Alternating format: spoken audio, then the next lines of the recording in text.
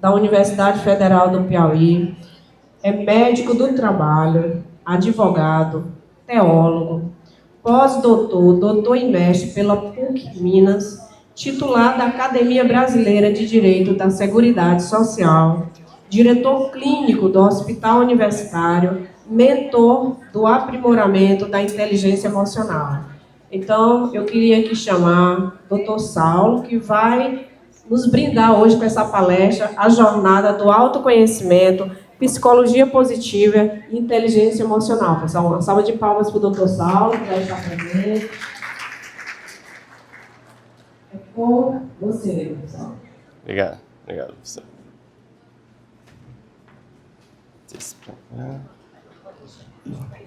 Tá.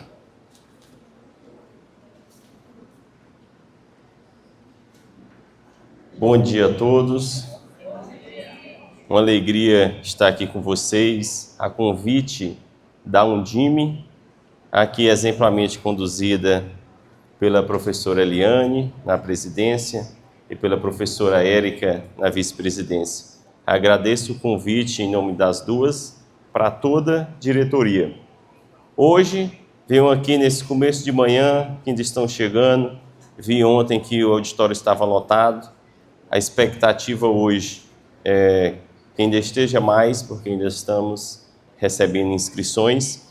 Vamos tratar dessa temática importante, a psicologia positiva e o aprimoramento da inteligência emocional, tanto para os dirigentes da educação, para nós professores e para os alunos que são o nosso público, e até mesmo para os pais dos alunos. Esse tema de grande importância atualmente, em razão de tantos casos de violência no ambiente ocupacional, no ambiente escolar, tantos casos de adoecimento mental. Cada vez mais observamos jovens e professores com situações de adoecimento mental, algumas vezes até relacionado ao trabalho. Você aí já parou para pensar como a maneira que a gente se apresenta pode nos aproximar ou nos distanciar dos alunos? Até um gesto simples pode interferir. É o que a gente vai observar hoje com a psicologia positiva.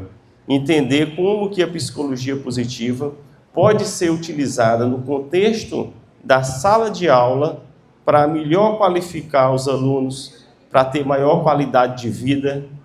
As novas gerações estão buscando isso. Então, eu convido hoje aqui vocês refletirem comigo sobre essas questões. Não sei se o slide já está disponível, como é que está aí no computador, a gente vai observar. Fazer aí o lançamento na tela. Então, a gente vai descobrir hoje como pequenas mudanças na nossa abordagem em sala de aula podem gerar essas grandes transformações na vida dos nossos estudantes e como nós, professores, podemos nos sentir mais realizados no nosso trabalho. Estão prontos para redefinir aí essa maneira de pensar, como que a psicologia positiva, você fazendo um enfoque no que está bem, um enfoque no agradável, pode mudar a sua vida? Vamos já começar. Estão aqui lançando no computador essa questão da imagem. Enquanto estão chegando, quem chegou depois, estamos iniciando o tema da psicologia positiva e inteligência emocional. Quem está na frente, olha aí para trás, o auditório já está lotando, cada vez mais chegando. Vamos só aguardar aqui a imagem para vocês também acompanharem o que a gente vai passar. Então, aqui o tema, psicologia positiva e inteligência emocional, @Saulo Soares PhD. Você pode me marcar lá no histórico, que eu vou lhe recompartilhar a sua presença hoje. E também, quem quiser depois me mandar um direct, tratar um assunto específico do seu município, que esteja vivenciando, algo que você acredite que seja importante lá, pode me falar também.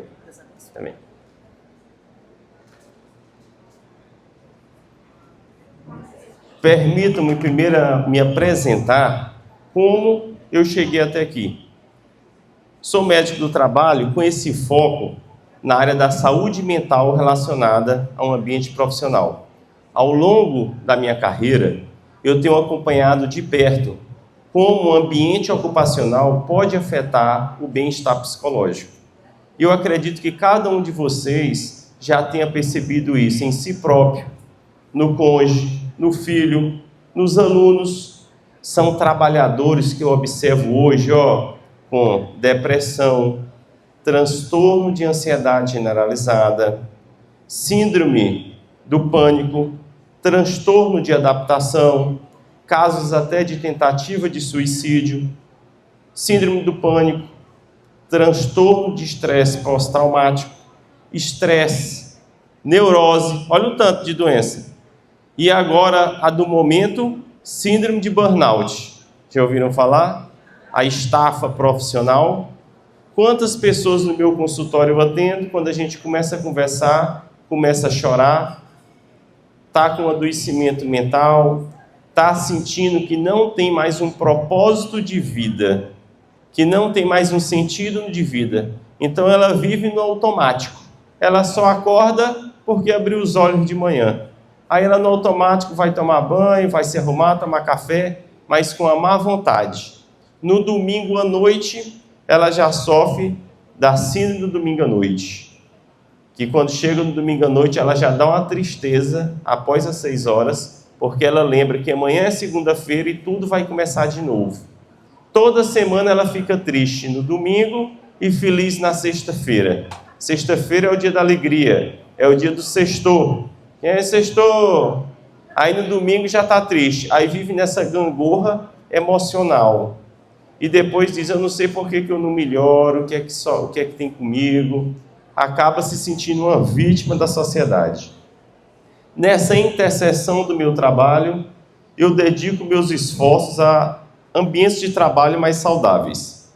Nessa minha busca por compreender a condição humana, me levou a ser teólogo também. Então, sou médico do trabalho e teólogo. Como teólogo, eu aprofundei o conhecimento nesse campo espiritual, uma perspectiva ampliada que foi muito útil após a pandemia da Covid-19, porque eu observei como aumentou os casos de adoecimento mental após a pandemia. Pessoas que perderam parentes, pessoas preocupadas com a morte. A pandemia da Covid-19 fez as pessoas lembrarem que existe a morte, porque a gente tende a esquecer que um dia vai morrer. E o que é que aconteceu? Disseram assim, após a pandemia, o mundo vai ficar melhor. Após a pandemia, as pessoas vão ser mais humanas.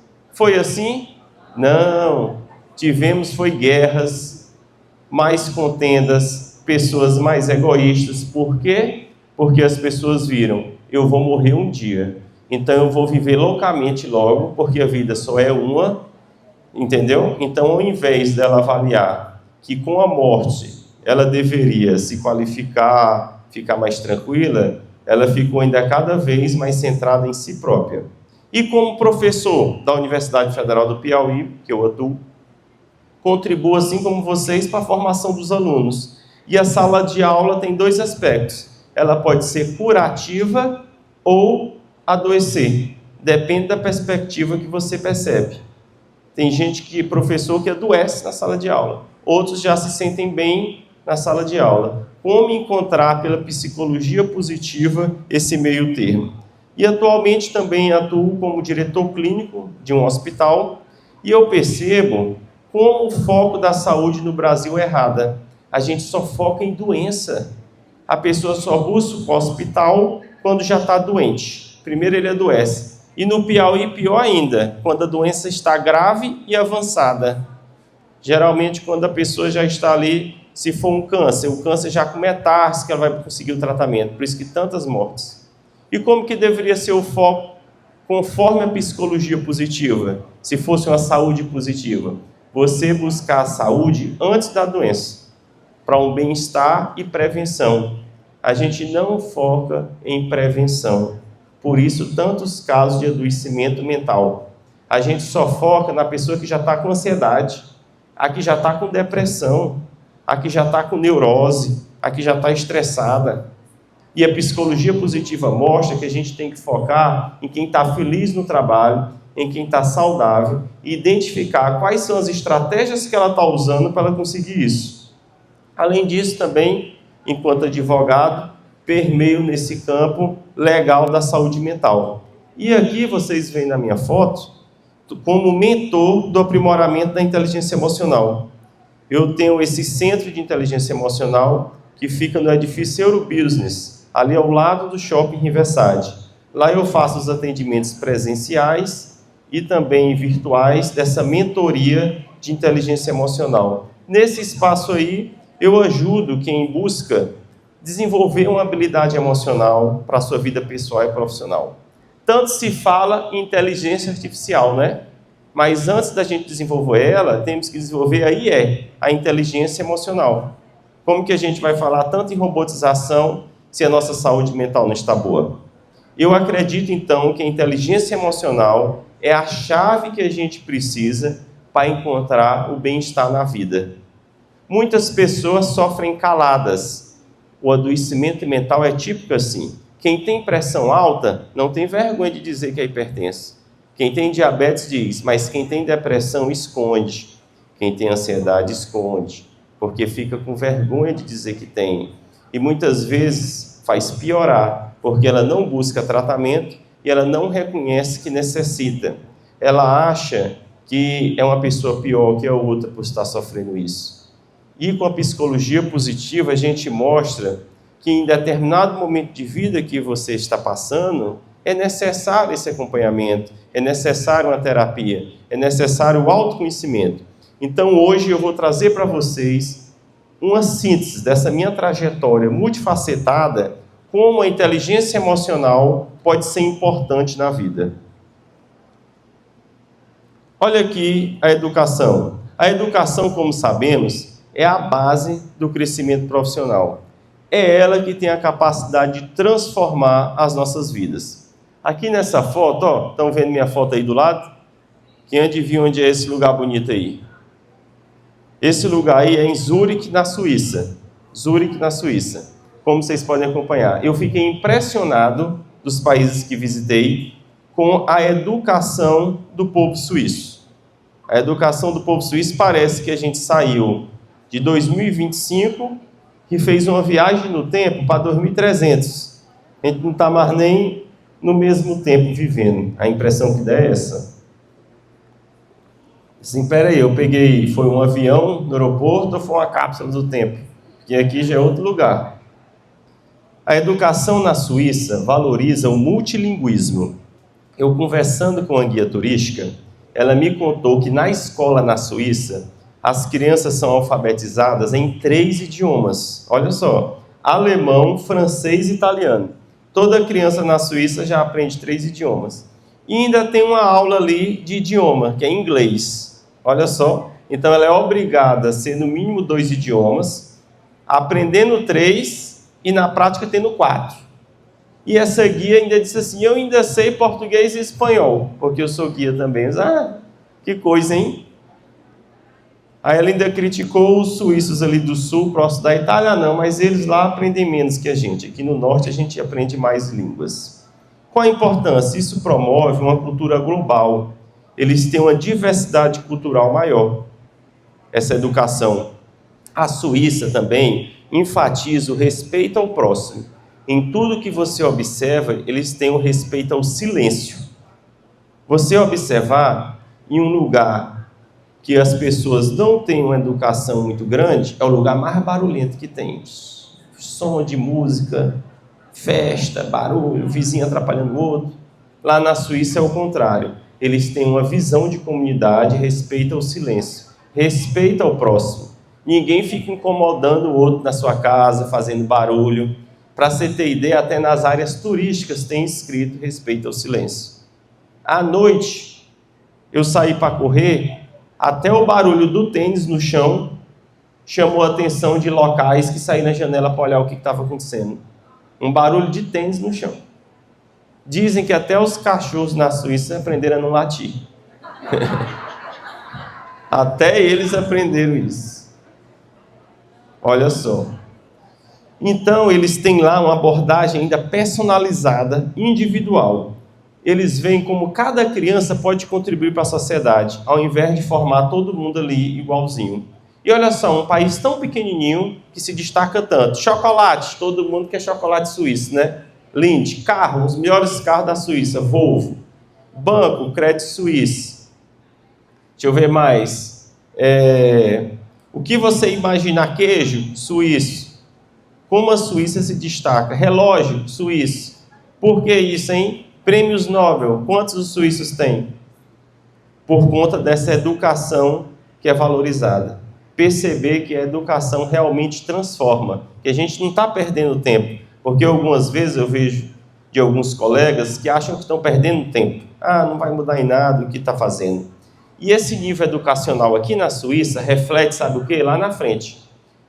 Eu fui sair na Suíça, então, em torno de 11 da noite, numa área periférica, sem medo.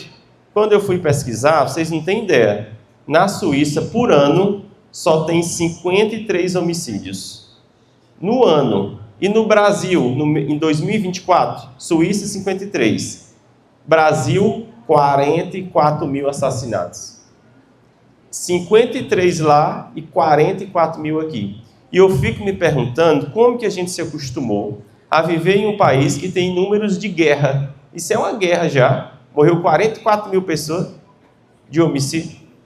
Olha muitas causas. Assalto, roubo, tantos problemas. E a gente se acostumou com isso. E isso faz parte porque falta de educação das pessoas, falta de inteligência emocional.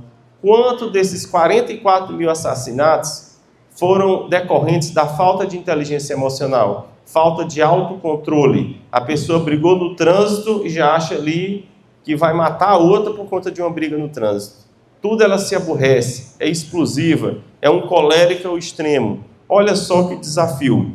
Então, nisso, a gente identifica que não é normal a gente aceitar o que está vivendo. E é uma etapa que o brasileiro já aceitou, né? A gente já percebe que o brasileiro aceitou. Eu vi uma reportagem recente que o Trump disse que não depende do Brasil. E o brasileiro concordou, dizendo assim, até o brasileiro está achando também que nós não vamos muito à frente. Isso acontece porque a gente fez o quê? Se acostumou com os números ruins do Brasil. Se acostumou com 44 mil homicídios. Se acostumou por não ter coragem de sair à noite. Se acostumou por tudo que a gente está vivendo. E a psicologia positiva vem mostrar um outro foco. Vamos ver aqui desafios na educação. Primeiro, a desigualdade regional e a inclusão. Em muitas regiões do nosso país, o acesso à educação é até um privilégio. Quantos casos a gente não observa assim? Na região sudeste, algumas escolas com maior infraestrutura e as pessoas se tornam até mais motivadas. Enquanto em algumas da região rural do norte e nordeste, problemas de falta de acesso a material didático, infraestrutura muito ruim. E a gente sabe que é assim, não só na educação, até na saúde. Se você for um posto de saúde em determinados locais, o posto está caindo, a cadeira está enferrujada, né? Aí quando você vai em outro ambiente, é de outra forma. Então, a depender da região. Isso por quê? Porque o Brasil não tem uma distribuição fiscal de mandar para quem precisa mais. Não tem. Se o Nordeste precisa mais, não tem essa visão de mandar mais para o Nordeste. Ao contrário, por exemplo, da Itália. Na Itália é o contrário, viu? O Norte que é rico e o Sul que é pobre. É diferente do Brasil. Sabe qual é a estrutura que tem lá tributária? Que o rico tem que ajudar mais o pobre em imposto. Aqui a gente não tem essa visão. Quem é do Sudeste e do Sul pensa assim, não, continuem aí na situação que vocês estão. Nesse contraste, algumas situações, os professores têm até mais acesso à formação no Sul e no Sudeste. Áreas rurais têm barreiras de longa distância. E toda essa dificuldade regional dificulta a inclusão do jovem, da criança na escola. O segundo desafio é evasão escolar. Muitos jovens estão abandonando a escola. Certamente vocês observam isso. Até no âmbito universitário, a gente recebe os indicadores. Lá na universidade a gente recebe, tivemos tantas matrículas no primeiro período, mas tivemos um abandono. Tantos por cento abandonaram e não se formaram. E a universidade é avaliada também por esse nível de evasão durante a universidade, para entender por que o jovem começou o curso superior e desistiu, não quis se formar. Por que isso aconteceu? Vamos ver aqui na escola. Dificuldade financeira, falta de apoio familiar, até, digamos assim, desinteresse pelo estudo. Hoje, vamos tratar das gerações. Muitos alunos também enfrentam dificuldades financeiras, falta de recurso básico. E os pais botam para trabalhar. Vocês percebem isso? Ele tem que trabalhar também sustento familiar. E eu digo, esse ano de 2025 a tendência é aumentar. Vocês, todo mundo aí que vai para o supermercado já observou que o preço aumentou, né? Aumentou o preço de tudo lá. Tudo está mais caro. Ou seja, o nível de vida está maior, o poder de compra do brasileiro caiu. O poder de compra do brasileiro, você ganha a mesma coisa, você compra menos. Inclusive o brasileiro que vai morar no exterior, a primeira coisa que ele fala é isso: eita, que o nosso poder de compra é alto. O poder de compra de nós brasileiros no Brasil é baixo. Poder de compra mais baixo, o que é que acontece? Família não tem sustento, o jovem lá vai abandonar a escola para começar a trabalhar. Evasão escolar. Situação econômica do país piora, aumenta a evasão escolar. Nisso, alimentação inadequada, falta de transporte adequado, os alunos não estão vendo relevância no que estão estudando. Isso é fundamental. Se ele não consegue ver relevância no que está estudando, e ele observa ali que se ele for já trabalhar antes da idade de aprendiz, sair da escola, ele vai ganhar um dinheiro e se sustentar, ele sai dali. Violência dentro e fora da escola, o enfrentamento ao bullying, ao novo cyberbullying, identificar isso. Antigamente uma criança na escola fazia bullying, agora ainda tem um bullying filmando, né? A criança está dormindo, o outro filma e posta. Aquela bobagem fica eternizada, filmada. Até a nova legislação agora de proibir celular em sala de aula. Vocês já estão todos informados sobre isso, né? Que vai evitar esse tipo de atuação até de um colega contra o outro de bullying em sala de aula. Então, todo esse fenômeno ainda ocorre, que vocês devem ter observado: os influencers. Sabe o que é que está surgindo? Influência no Instagram, dizendo para o jovem abandonar a escola. Sabiam disso? Estão falando isso. O influencer chega e diz assim, eles começaram dizendo para não fazer universidade. Para que fazer curso superior? Você está perdendo seu tempo. Curso superior no Brasil não serve mais para nada. Você vai sair desempregado e vai se tornar motorista de aplicativo. Eles dizem isso. É uma visão preconceituosa que eles estão tendo para tentar induzir, sabe o quê? Você comprar o curso dele, e ele diz que o curso dele é importante e a universidade não é. Olha só. Tudo é isso. E sabe o que é que surgiu o novo coaching? Um famoso agora com milhões de seguidores, dizendo assim, olha, eu sou milionário e abandonei a escola no primeiro ano do ensino médio. Não tem necessidade de você estar fazendo ensino médio. Para quê? Eu abandonei e hoje sou milionário. Você tem que trabalhar. Nisso, muitos jovens estão tendo evasão escolar influenciada por esses coachings. É um fenômeno que cada vez vem mais frequente, que ignora a necessidade da educação formal. Então, nós professores que cuidamos da educação formal, estamos enfrentando agora esse movimento de coachings contra a educação formal. Por quê, hein? Porque na prática eles não dizem isso, eles querem vender o curso deles e eles dizem que com o curso deles a pessoa vai ganhar dinheiro. Tirou a visão de aprender e conhecer e ler e teve a visão agora simplesmente financeira, mercadológica. Eles dizem até que não precisa nem ler livro. O coach pega e diz assim, nunca li um livro na vida e sou milionário. E ele engana o jovem com um caminho fácil. E muitas vezes você não sabe, ele é patrocinado pelo Tigrinho, ele tem outros patrocínios que ele não revela. Então vocês vão enfrentar isso. Eu já ouvi de alunos universitários essa preocupação de não fazer mais universidade. Acabar o ensino médio e ir direto para o mercado de trabalho e nunca fazer universidade. Porque disseram assim, eu fiz universidade e não se viu. essa promessa de sucesso financeiro rápido e fácil atrai o jovem, né? Então o jovem está perdendo essa visão de carreira, perdendo essa visão de profissão, e ele está pensando assim: o que eu posso ter um dinheiro para comprar os bens que eu preciso? Eu olhei aqui no Instagram, esse famoso aqui com 1,5 milhão de seguidores, diz que tem um caminho. E ele concorre com você, professor da sala de aula, que diz o outro caminho, que você tem que vir aqui aprender. E a psicologia positiva vem ser uma ferramenta poderosa para mudar a mentalidade do jovem. Você interferir na mentalidade desse seu aluno e mostrar a importância da educação formal. Você vai comparar com outros países. Se você observar todos esses coachings que dizem que educação formal não importa, para a empresa deles, eles contratam quem tem a melhor educação formal. Eles contratam pessoas formadas até no exterior, nas melhores universidades do mundo, mas eles te contam que você não precisa. É aquele mesmo coach que diz que você não é para ter casa própria, mas ele tem mais de 20. Ele diz: não tenha casa própria não, viva de aluguel a vida inteira, é melhor para você. Aí quando surge, ele está aqui, essa minha casa nova que eu comprei, uma mansão. Aí eles resgatam um vídeo. 6 meses atrás você não disse que não era para ninguém ter?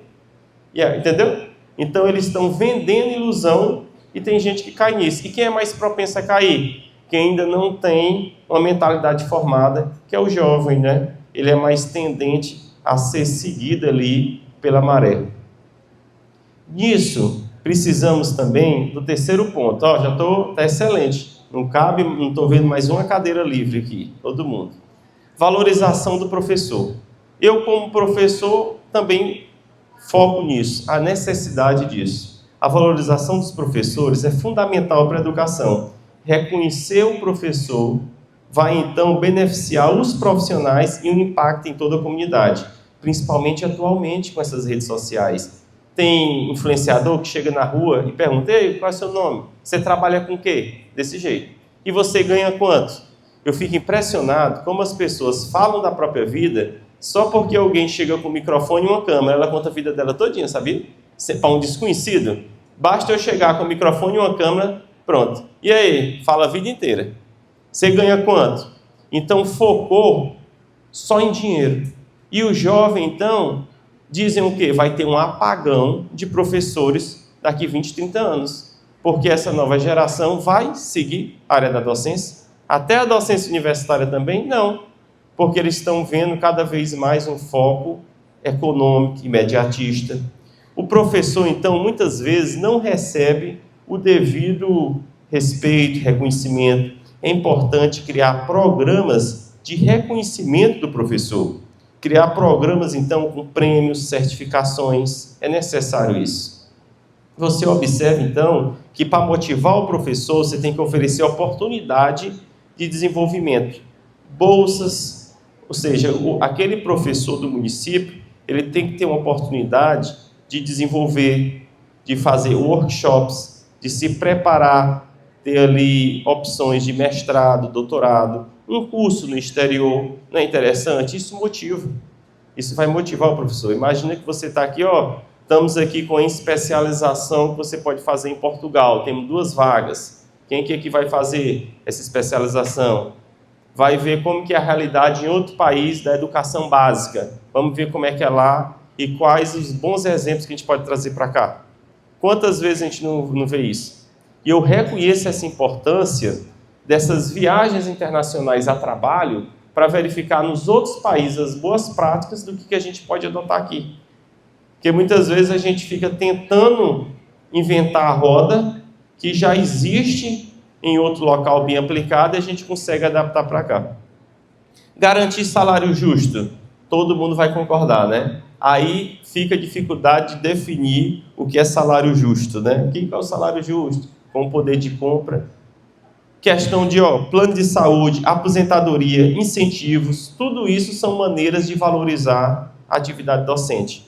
Porque o professor, até ali no ensino básico, universitário, é muito falado, mas na hora do reconhecimento, muitas vezes, tem essa queixa, né? Mas aí você está feliz? Aí a pessoa diz: eu estou feliz e quando você pergunta mais, não diz tanto. Porque o brasileiro tem um costume, ele é difícil dizer que está infeliz, né? Assim, você chega para ele, está tudo bem? Tudo bem. Ele nunca disse que não está tudo bem, né? Mesmo não estando. É diferente do português. O português você chega e diz, está tudo bem, está nada, está horrível de hoje. Eles têm tipo assim que é certo falar isso. Ao contrário do brasileiro, que a gente está tudo bem. Por exemplo, eu vou avaliar uma pessoa que está doente no meu consultório. E oi, tudo bem, doutor? Tudo bem. Aí se o que é que você tem? Não, estou ruim. Mas ela disse que estava tudo bem no começo. Só no automático. Ela está no hospital, na urgência, e está dizendo que está tudo bem, está não. Mas ela no automático disse que está. Nisso, a gente tem que evitar também sobrecarga de trabalho. Os professores têm que ter uma vida fora da escola, entendeu? Olha a dificuldade. Cadê sua vida fora da escola? Cadê sua vida fora do ambiente escolar? Hoje, com o WhatsApp, a gente não é chamado aí direto nas férias, em todo local. Você tem que ter essa vida. Você tem que ter esse foco. E a psicologia positiva, ela vai contribuir, então, para o bem-estar do professor. Você vai ter que ter maior satisfação e motivação no trabalho. Além do trabalho, o que é que você faz? Só cuida dos filhos e da casa? Aí você vai ficar sobrecarregado. Uma hora esse motor vai falhar. Uma hora você vai sentir uma estafa emocional de não saber como. Como é que está a sua alimentação? Como é que está seu sono? Como é que está a atividade física? A pessoa diz assim, doutor, sou sedentária, como o que eu tenho vontade, não estou me regulando, eu como minhas emoções. No dia que eu estou triste, eu como mais porque eu estou triste. E no dia que eu estou feliz, que é aniversário, eu como mais também porque eu estou feliz. Se come mais dos dois jeitos, triste ou feliz. E qual é a hora que você mais come? À noite, quando eu estou assim triste, dá aquela tristeza à noite, aí eu saio comendo tudo. Aí depois, e o que é que você faz? Não, eu fico triste por eu não estar no corpo que eu queria. E o que é que você faz quando está triste? Eu como porque eu estou triste. Aí depois eu fico arrependida de mim mesma, porque eu fiz um crime alimentar. Chama assim, crime alimentar. Se fez um crime contra si próprio. Olha só como isso interfere a saúde mental. Aí antigamente as pessoas diziam assim, ó, comer bem não interfere a saúde mental. E eu vou dizer como médico, as mais novas pesquisas de uma nova área da medicina que surgiu, sabe qual é? Psiquiatria nutricional. Já ouviram falar na psiquiatria nutricional? Ela comprovou cientificamente que os alimentos que você come influenciam no seu humor. Você pode ser triste, você pode ser feliz, você pode ter depressão com base na alimentação. E, doutor, me explica isso aí como? Sabe como é? Porque a gente tem uma visão que os neurônios estão tudo no cérebro, mas uma grande parte dos neurônios estão no intestino. Então, o nosso intestino é o segundo cérebro. E alguns neurotransmissores são produzidos no intestino. Acredita, neurotransmissores, como serotonina, relacionada à felicidade, são produzidos no intestino. Se o seu intestino recebe uma carga de alimentos ruim, com baixos nutrientes, ele não vai produzir os neurotransmissores na capacidade adequada, o que vai lhe gerar uma tristeza. Isso quer dizer que se você medisse no sangue, você está triste não porque viveu uma coisa triste, mas é como um carro que está sem óleo no motor e quer funcionar. Você está faltando o básico, você está faltando nutriente no seu sangue para formar o neurotransmissor. Olha só que interessante. Então, a alimentação que você tem interfere agora diretamente na formação de neurotransmissor que vai gerar essa tristeza. Então, você que tem uma alimentação desregrada vai ter esse cansaço, sonolência, fraqueza, humor zangado o dia todo está zangado, se aborrece por tudo, principalmente dentro de casa. Dentro de casa é mais zangado. Diz que só conhece a pessoa quem mora na mesma casa, né? Na rua não conhece, não. Na rua reconhece só o personagem. Tem duas pessoas, uma em casa, não. Em casa é outra. E agora, olha só que interessante. Slide 4. Vamos aqui. E agora eu vou fazer uma transição simbólica. Aguardem 5 minutos.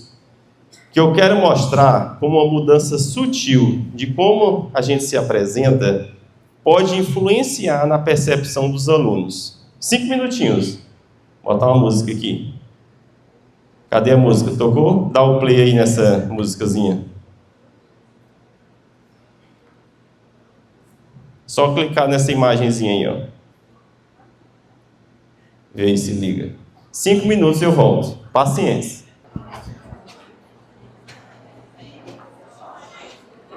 E aí, me reconheceram?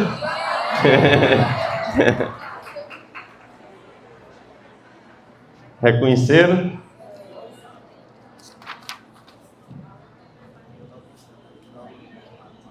Muito obrigado pela paciência. Esse gesto simbólico, ó, de mudar de roupa formal para o informal, destaca um ponto crucial. A maneira que a gente se apresenta muda o que você está me vendo. Mudou ou não mudou? Uns vão dizer assim, eita, eu estou pensando aqui no jovem, viu? Estou pensando aqui no jovem do nosso público. Vamos refletir então o que significa um influenciador. Professor, você que é o verdadeiro influenciador. Não são esses influencers de internet que eles ficam lá nesse mundo digital tentando conquistar seguidores, promover produtos sem nenhum compromisso com o bem-estar das pessoas. Os professores são os verdadeiros influencers. Já pararam para pensar isso? Vocês que dedicam a vida a estudar, a aprimorar, cada aula ministrada, cada conselho dado para o seu aluno, tudo isso ele vai levar para a vida. Tudo isso é duradouro, ao contrário desses influencers de internet, que nem influências realmente são. Vamos pensar sobre isso. Quantos de nós temos memória de um professor que marcou nossa vida? Ao contrário dos influencers, vocês têm que incentivar essa lembrança. Então eu gostaria que agora, cada um olhe para quem está do lado, cada um olhe para quem está do lado, bora. Aí você vai dizer assim, você é um verdadeiro influenciador. Você é o verdadeiro influenciador. Você tem que sair daqui vendo isso. Você é o influenciador da sua sala. Você que influencia os jovens que estão ali. Sentir essa energia, esse reconhecimento do professor é vital. Ser professor é muito mais do que só seguir um currículo que estabelecem. É ser um modelo, é ser um guia para aquelas pessoas. Você vai ser chamado de professor por elas para sempre. Elas vão estar aí, ó, na vida adulta e você é o professor delas. Vocês estão formando um futuro. As palavras, as ações, tudo faz diferença. Aqui eu trago, então, o chamado professor role model. O que é isso? É o professor como modelo. Como professores, nós somos influenciadores. Os alunos observam, imitam nossas atitudes, comportamentos, até maneira de nos vestir. Eu sou professor da universidade, eles estão me observando quando eu estou no shopping, quando eu estou no supermercado, não é só na sala de aula. Ele observa o seu comportamento e você se torna um modelo para ele de quem ele quer ser. Olha que importância é isso. Você acha que a Suíça se tornou esse país que é hoje, do nada? Ou foi investindo na educação e tendo os professores como modelo? Vocês são um modelo para os alunos. Isso quer dizer que atuar de maneira positiva, não apenas no contexto acadêmico, mas em toda a sua vida. A questão da promoção do bem-estar é uma responsabilidade nossa, que vai além só do conteúdo acadêmico. Imagina um professor que só transmite o conteúdo acadêmico e não pensa ali no bem-estar do aluno. O aluno tem que se sentir seguro dentro da escola. Ele tem que se sentir valorizado na sala de aula. O professor, se observar que está tendo bullying na sala de aula, ele tem que ali, ó, evitar aquilo acontecer, mostrar apoio àquele aluno que está sofrendo. Eu me lembro, quando eu era criança, nem falava essa expressão bullying, né? Tinha bullying direto na sala de aula. E eu me lembro só de uma única professora que cortou o bullying. Então eu sabia que na sala de aula, durante a aula dela, não ia ter bullying contra mim. Na dos outros tinha. Olha só, eu me lembro dela até hoje, porque me lembrou esse lado humanizado dela, que nem falava essa expressão humanizada também, de não permitir que durante a sala de aula dela tivesse qualquer tipo de comportamento de violência no local. E eu lembro dela. E eu lembro também dos outros que deixavam. Muitas vezes até sorria achando bom. Olha só que situação. Em colégio particular e acontecia isso aqui. Vejam só. Desenvolvimento comunitário. O desenvolvimento comunitário é importante, é da experiência internacional. Se você não envolve a comunidade, os próprios pais vão desincentivar o estudo formal. Vai desincentivar. Você tem que trazer os pais para dentro e desenvolver a comunidade. A comunidade no entorno tem que sentir que aquela escola teve um impacto positivo. Até as empresas já estão adotando isso. Grandes empresas estão fazendo o dia da família, que o trabalhador leva a sua família para dentro da empresa para conhecer o trabalho do pai, conhecer o trabalho da mãe. E ele se sente muito mais valorizado naquela empresa, porque vê um ambiente comunitário. Da mesma forma, temos que pensar como desenvolver a nossa comunidade, perceber o que a comunidade está necessitando e a gente ter projetos que envolvam os alunos e a comunidade. Olha só, qual é o projeto? Temos o projeto, por exemplo, questão de agricultura familiar, um projeto de algo que esteja necessitando ali. Certo dia eu fui chamado para uma palestra em uma cidade, no campo da inteligência emocional, e no mesmo dia eles estavam desenvolvendo um projeto comunitário de envolvendo ali toda a região próxima. Então aquela região estava observando o potencial da escola e como os alunos estão se desenvolvendo. Nisso, tem que trabalhar junto, de forma consciente e participativa. Do jeito assim, a escola não ser um centro só para os alunos, mas também além dos alunos para o entorno. Se você não observar isso, muitas vezes a psicologia positiva pode não atuar. E vamos falar agora. Psicologia positiva. Quando surgiu, hein? A psicologia positiva é um campo dessa área mental que ele mudou o foco. Todo mundo só pensa na doença, no depressivo, no ansioso, no estressado. E o Seligman, que é o pai da psicologia positiva, ele teve uma outra visão diferente da psicologia tradicional. Sabe o que é que ele quis observar? Ele fez um questionário aqui nessas 500 pessoas que estão aqui. Vou fazer um questionário. E eu vou perguntar quem está se sentindo feliz e quem está se sentindo triste. O que está se sentindo triste, eu vou deixar para lá. Eu não vou conversar com você, não. Eu quero saber com quem está feliz. E eu vou chamar os que responderam que estão felizes e vou tentar identificar nelas quais são as estratégias que ela usa para ser feliz. Percebeu a psicologia positiva? Ao invés de focar no doente, ele foca no saudável para saber o que ele está fazendo para ser saudável. Aí ele pega e me diz, doutor, eu sou feliz, sabe por quê? Porque 5 vezes na semana eu botei atividade física na minha vida. Depois que eu comecei a atividade física, eu vi que agora eu preciso para a minha saúde mental. Se eu não for, eu não fico bem. Entendeu? Ele procura uma coisa. Doutor, agora eu estou fazendo beach tênis, estou fazendo caminhada e isso está me melhorando. Doutor, eu comecei a fazer um tratamento psicológico de 15 em 15 dias. Eu notei que eu me melhorei. Então, o que é que ele percebeu? Ele foi procurar o que você faz para se sentir bem. Não, doutor, agora eu comecei a ir para a igreja e eu estou me sentindo melhor. Eu estou fazendo meditação todo dia de manhã, 10 minutos, para me acalmar mais. Então, ele foi perceber quais estratégias, sabe como é esse nome? De coping. Estratégias de coping. De você não adoecer. Sabe o que é que eu noto hoje? Cada pessoa está no escuro procurando a sua. Cada pessoa procura a sua para não ficar louco, né? Maneiras de não enlouquecer. Aí cada um procura. Como é que faz para não enlouquecer?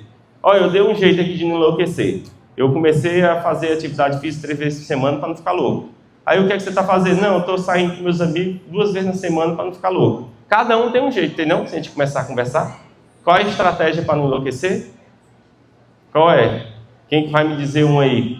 Uma estratégia que faz na vida para não enlouquecer? Tomar café. Ir para as cafeterias, eu gostei.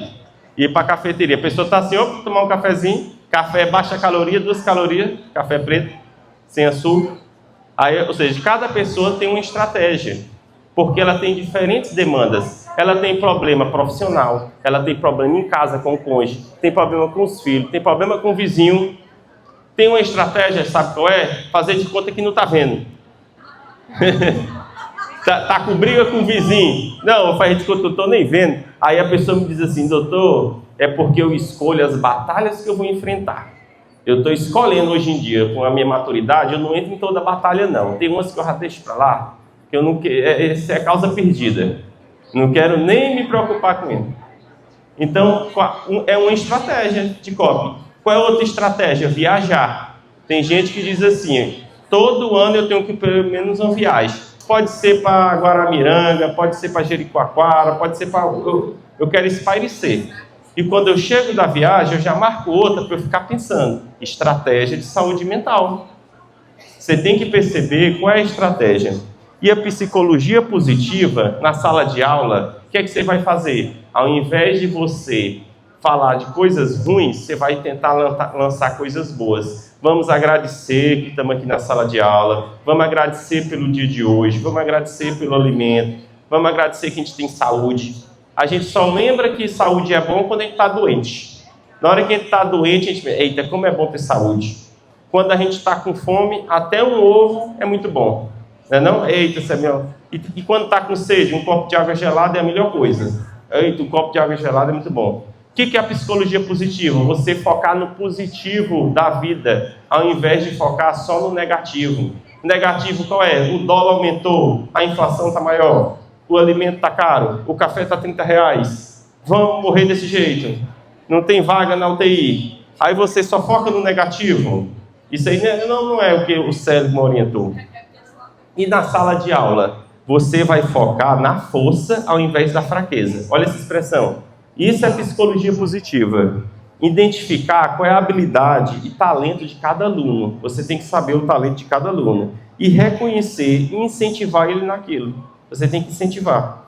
Aplicando então na sala de aula, celebrando conquistas. Você bota aqui na parede, celebrando conquista da sala de aula.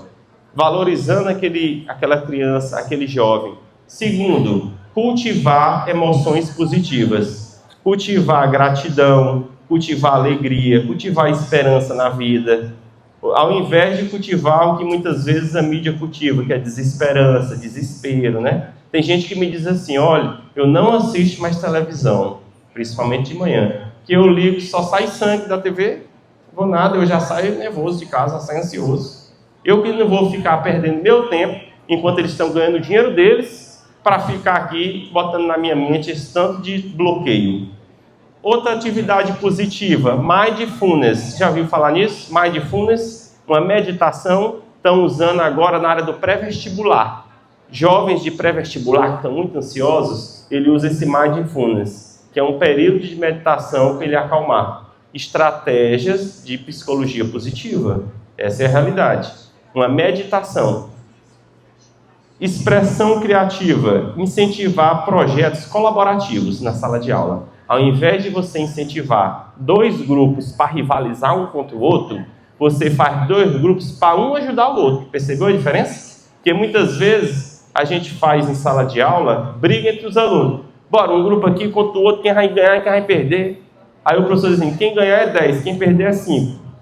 Aí um briga com o outro. A estratégia é colaborativa, como os 2 colaborarem para atingir um fim comum, desenvolvendo laços entre eles. Tem pesquisas que mostram como o jovem influenciado se faz na sala de aula discussão para um contra o outro, eles levam para a vida pessoal aquilo ali.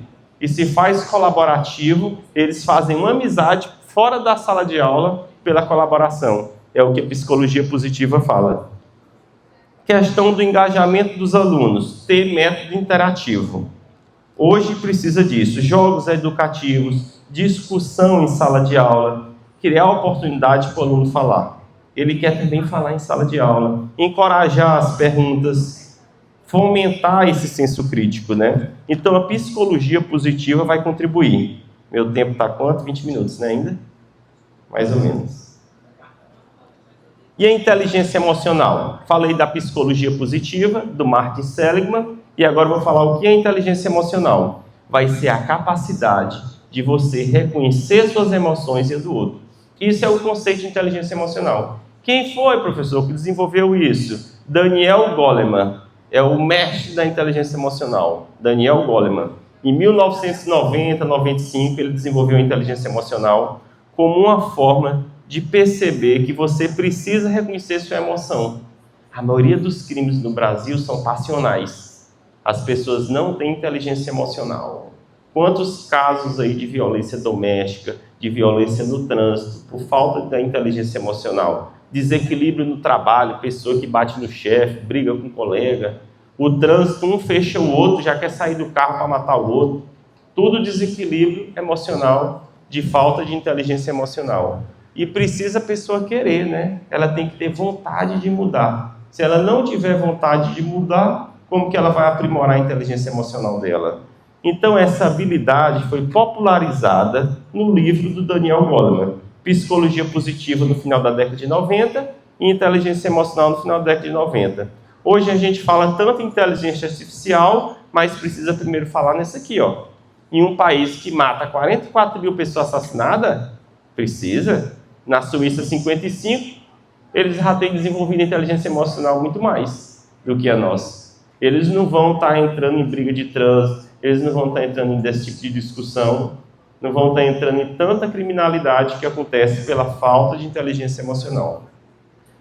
Quais são os 5 pontos da inteligência emocional? Está aqui, ó. Esses são os 5 pontos. Se você perguntar o que é inteligência emocional, como ela se divide? Está aí, nessas 5. Primeiro, destreza social. A destreza social é uma habilidade para você gerenciar suas emoções e conseguir identificar um caminho que você quer seguir. E em sala de aula, realizar prática colaborativa. Olha só, para desenvolver a destreza social em sala de aula, realizar práticas colaborativas em sala de aula.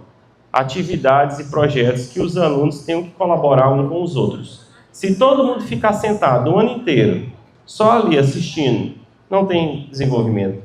Eu, no âmbito universitário, nas minhas aulas, na Universidade Federal, eu aplico ainda 3 metodologias. A metodologia expositiva, eu aplico também os seminários, que muitas vezes é a primeira vez que o aluno vai lá na frente apresentar. Ele vai se tremendo, ele vai com medo, e eu acalmo ele, não se preocupe, que eu não vou fazer um julgamento na frente dos outros.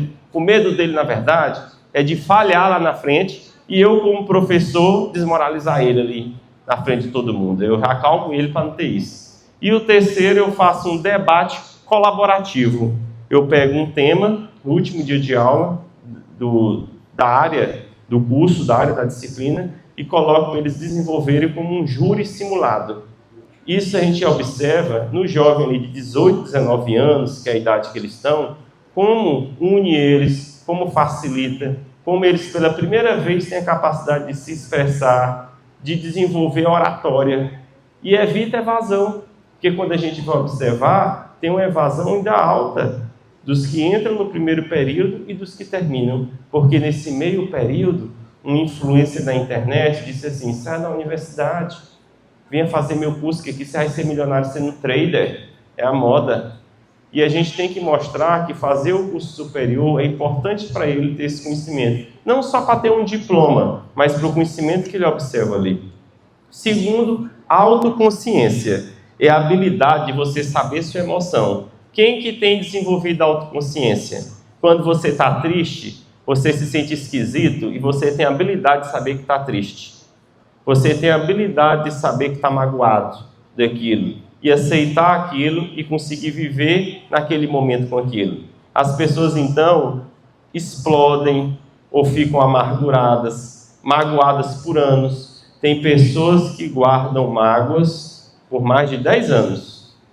Teve um caso, um colega médico mora num condomínio e ele viu o vizinho lavando o carro com a mangueira do condomínio e com a água do condomínio, acredita? Caso real, viu? Ele me contou. Aí ele disse assim, lá de cima, ei, chamou o nome, não pode ficar usando a água do condomínio para lavar o próprio carro não, viu? Já pensou? Fala, se você lavando seu carro e seu vizinho gritar lá de cima isso aí, como é que você ia ficar? Mas quem que está errado aí? Quem que errou? Os dois? Devia ter falado lá embaixo, falado educadamente, no lugar de gritar, o outro usando água. Sabe o que aconteceu? Ele disse que mais de 10 anos depois, esse vizinho resolveu tocar a campainha dele. E disse assim, lá naquele dia que você me repreendeu que eu usei água, eu fiquei com raiva de você, que você fez aquilo. Acredito. O homem aguardou mais de 10 anos com mágoa para falar isso para ele, sendo vizinho. Ou seja, olha a emoção dele. Quanto esse homem se desgastou por 10 anos vendo ele todo dia. Ou seja, a mágoa é um veneno que você toma. Você está com mágoa do outro e é você que adoece.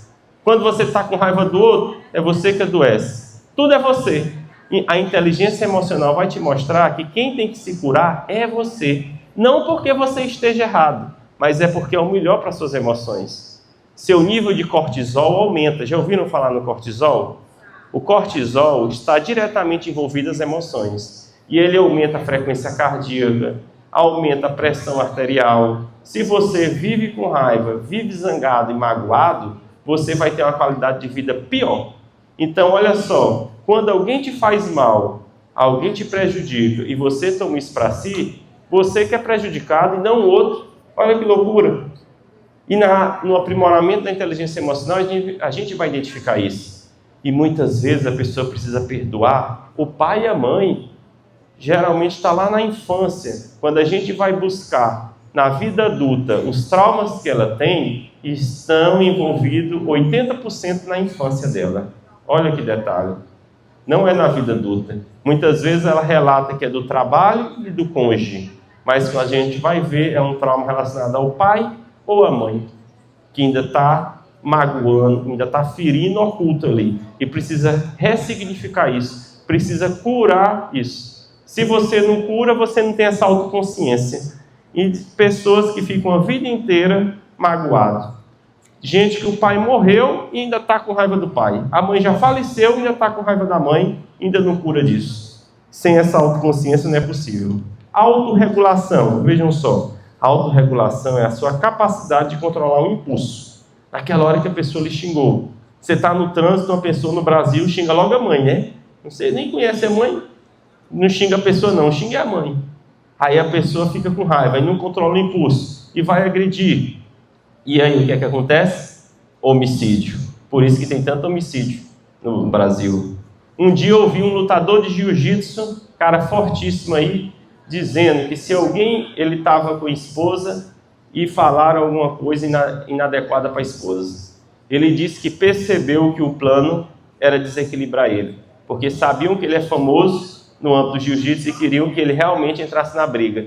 E ele disse que teve, então, autoconsciência e autorregulação em saber que aquilo ali era uma forma de provocar para desequilibrar e gerar até um assassinato contra ele. Então, ele se planejou e viu isso. Então, na vida, você vai ter isso também. Tem vezes que eu entro na sala de aula da universidade. É no meu horário e no meu dia de aula. Na hora que os alunos me veem no corredor, ih, lá vem ele, chegou. Não é para ouvir, não? Então, no horário meu, os alunos não gostam de provocar? Aí, se o professor se zanga, hein? Aí você tem que usar a psicologia positiva. Olha, alunos, tenham gratidão que vocês estão tendo aula. O que é que está acontecendo? No dia que a universidade está de greve, estão reclamando que está de greve. No dia que o ônibus está de greve, está ruim. Um dia antes cheguei lá, o funcionário esqueceu de abrir a porta. As portas tudo trancadas. Do departamento, tudo trancado. Aí o aluno começou, isso é uma falta de respeito. Eu demoro 30 minutos para vir aqui e essa porta fechada. E era o mesmo que depois reclama que quando tem aula. Reclama que tem aula que não tem. Aí você tem que usar a psicologia positiva, identificar o que é bom. Certo dia eu estava numa padaria, cadê o Cássio, professor Cássio, que gosta da cafeteria também? Eu estava numa padaria, cafeteria, e estava um funcionário trabalhando domingo de manhã. Aí disse, eu estou perdendo meu tempo aqui. A outra colega, não, você está trabalhando. Olha aí, ela usou a psicologia positiva para outra. É desse trabalho aqui que você vai ter sua renda. Você não está perdendo seu tempo em estar aqui. Ela, outra, podia murmurar, porque a tendência do brasileiro é murmurar. E cuidado com a pegadinha. A pegadinha qual é? Alguém murmura para você murmurar junto. E qual é o seu impacto? Murmurou, você rebate com psicologia positiva. Porque você leva para aquilo, se chove, murmura. Se está sol, murmura. O bom do piauiense é que gosta de chuva, né? Ainda bem. Porque quando eu morava em Belo Horizonte, na hora que chovia, o pessoal, tempo feio. Eu dizia, eu sou piauiense, eu acho bonito. Piauiense vai gostar de chuva, sai para lá. Motivação. O que é a motivação? É a capacidade de você ter um sentido de vida sem ser só dinheiro. Por exemplo, eu gosto de ser professor para influenciar o aluno a ter um pensamento. É uma motivação que eu tenho. Não é só o dinheiro. E até porque se fosse, né? O jeito que está. E empatia é a habilidade de entender o outro. Essa é importantíssima, todo mundo já ouviu falar. Você vai observar como é que aquele aluno está hoje. Ele chegou mais cabisbaixo, ele chegou mais triste. O seu colega de trabalho, o professor que é seu colega de trabalho, está enfrentando um problema de relacionamento. Tem vezes que eu pergunto, por que você está assim hoje? Não, tive briga em casa, tive briga com os filhos. Então você vai passar a mesma meta para ele naquele dia?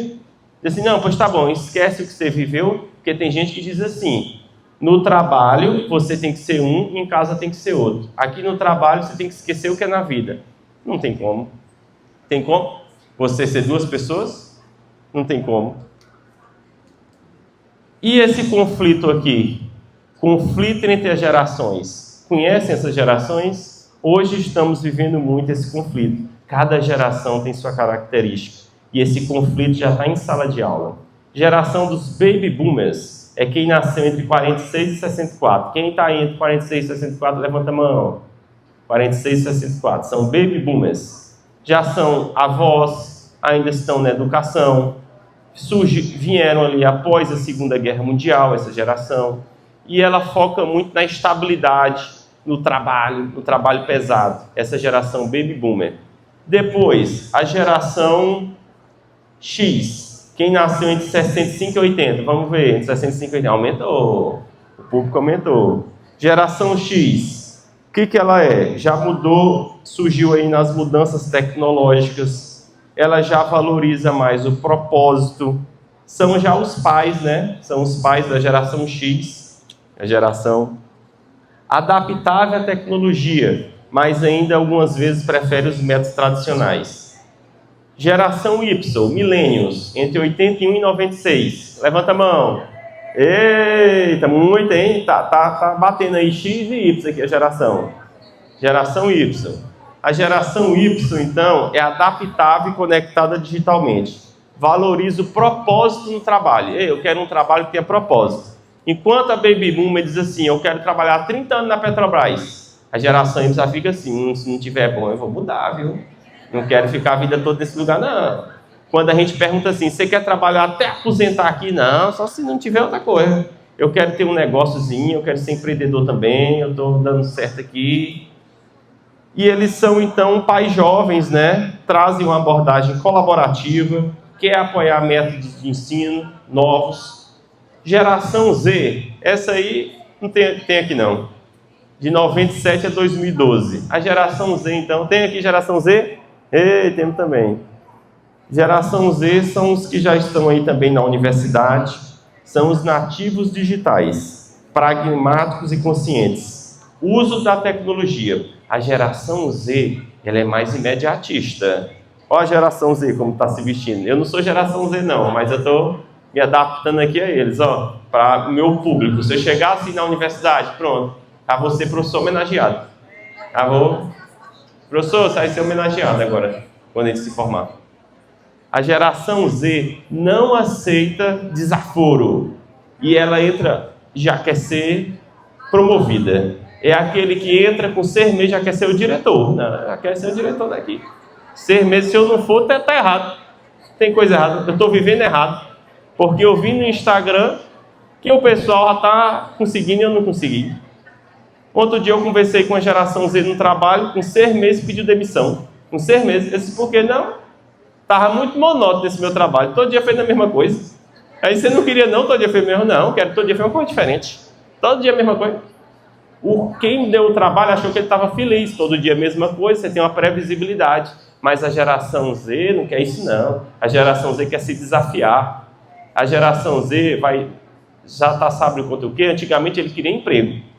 A geração Z agora está contra a CLT. Eu não quero CLT não. Eu vou deixar de ser CLT. CLT é corrida de rato. Tem esse discurso. A geração Z quer ser empreendedora. A geração Z quer algo novo. Então, se você levar para a geração Z empreendedorismo em sala de aula, ele vai adorar.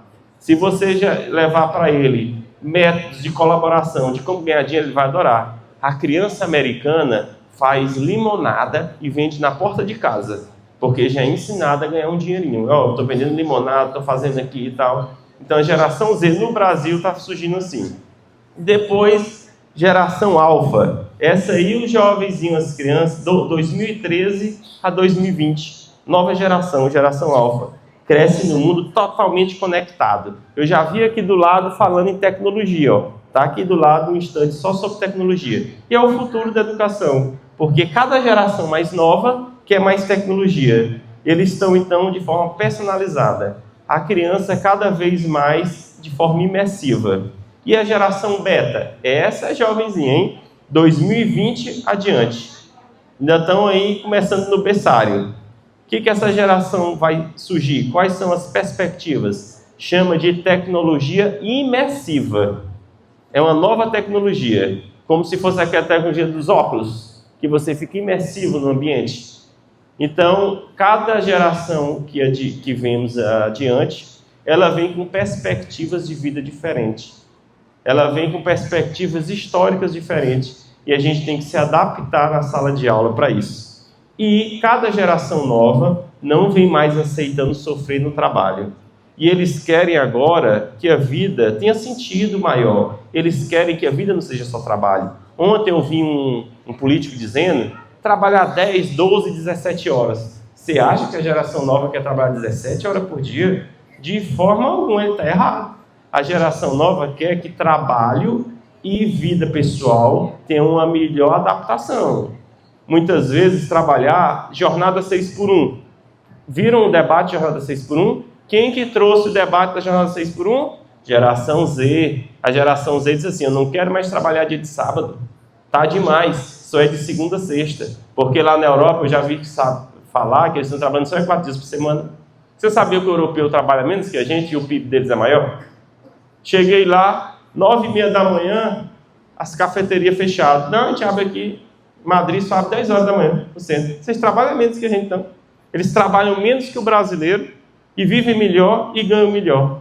Mas eles não podem contar isso pra gente, não. Eles contam assim: viva no trabalho árduo, trabalhe 14 horas por dia.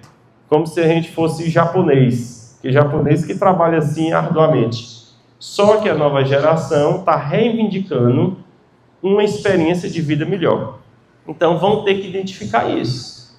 Exploração e viagens. O jovem de hoje preferem experiência a coisas. Já ouviram falar nisso? Então você tem que focar em sala de aula em experiência. Ele quer experiência. Se você disser para um jovem assim: você prefere uma festa de 15 anos ou uma viagem? Você prefere uma bicicleta ou uma viagem? Porque ele quer a experiência daquilo.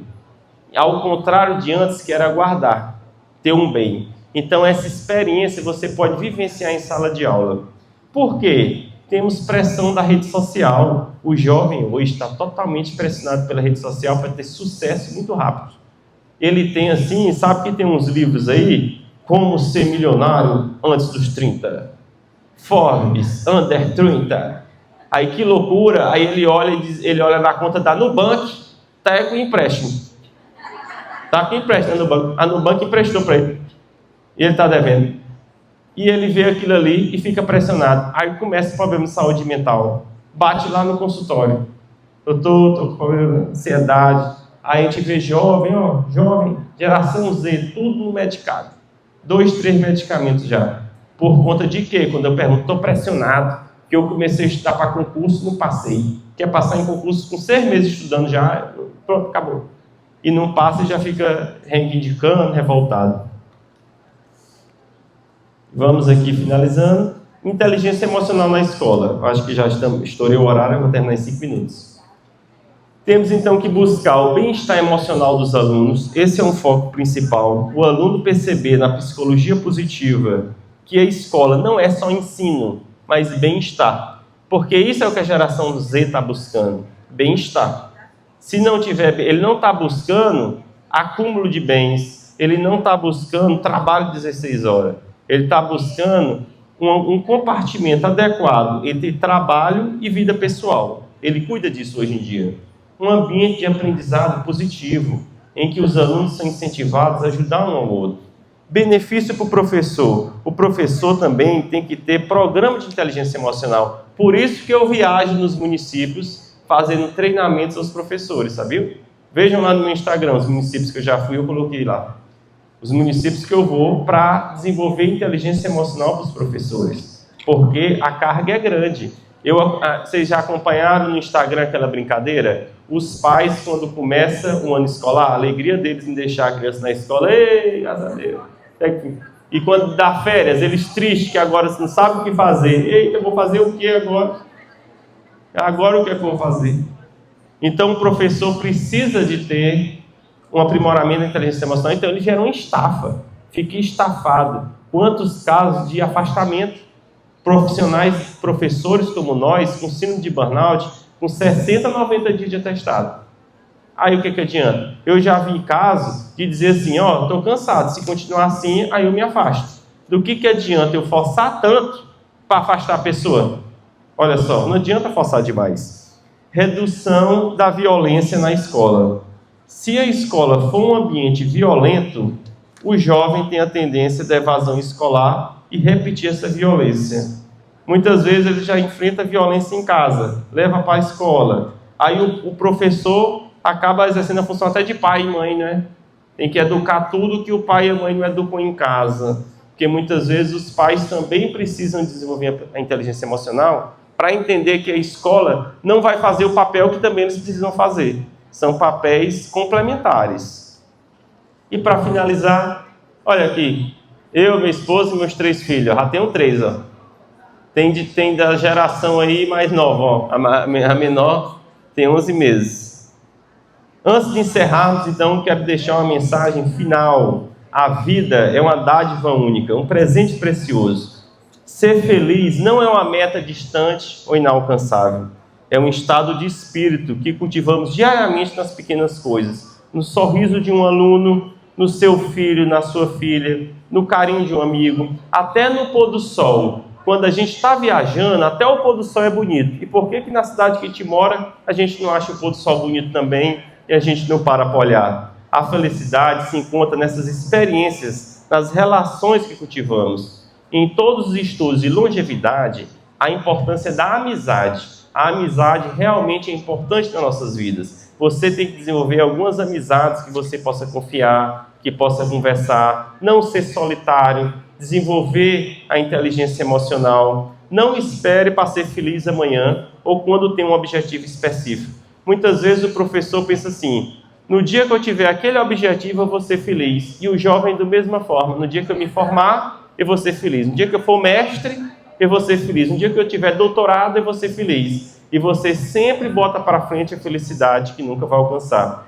Encontre no agora essa felicidade. A vida é uma só e a oportunidade é única. Vocês são educadores e influenciadores e têm um poder de espalhar e espalhar essa felicidade, inspirar os alunos. Vivam intensamente, amem profundamente e tenham que ser felizes hoje. Muito obrigado por tudo que fazem e por que são. A vida é uma só e é maravilhosa porque estão nela. Muito obrigado e fica à disposição.